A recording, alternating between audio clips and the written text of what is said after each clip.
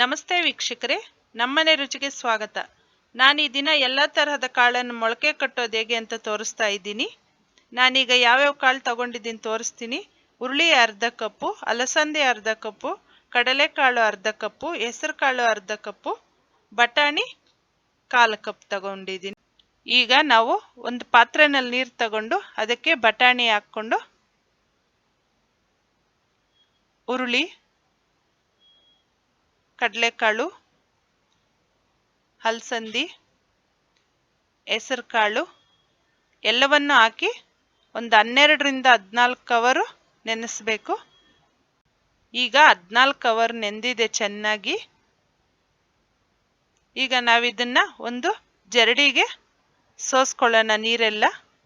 ಈಗ ಇದನ್ನು ಒಂದು ಅರ್ಧ ಗಂಟೆ ನಾವು ಆರಕ್ಕೆ ಬಿಡಬೇಕು. ನೀರಿನ ಅಂಶ ಎಲ್ಲ ಹೋಗಬೇಕು. ಈಗ ನೀರಿನ ಅಂಶ ಎಲ್ಲ ಹೋಗಿದೆ ಸ್ನೇಹಿತರೆ. ಈಗ ಈ ಕಾಳನ್ನು ಒಂದು ಏರ್ ಟೈಟ್ ಬಾಕ್ಸಲ್ಲಿ ಹಾಕಿ ಮುಚ್ಚಿಡಿ.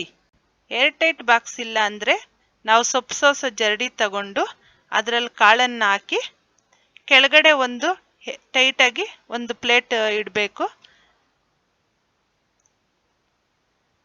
ಮೇಲೆ ಒಂದು ಪ್ಲೇಟನ್ನು ಮುಚ್ಚಿ ನಾವು ಬೇಕಿದ್ದರೆ ತೂಕ ಏನಾದರೂ ಇಡ್ಬೋದು.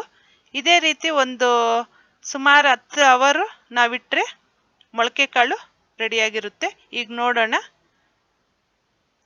ನೋಡಿ ಸ್ನೇಹಿತರೆ, ಮೊಳಕೆ ಕಾಳು ರೆಡಿಯಾಗಿದೆ. ಮೊಳಕೆ ಕಾಳು ಆರೋಗ್ಯಕ್ಕೆ ತುಂಬ ಒಳ್ಳೆಯದು. ಇದರಿಂದ ಬಸ್ಸಾರು, ಹುಳಿ ಸಾರು ಎಲ್ಲನೂ ಮಾಡ್ಬೋದು.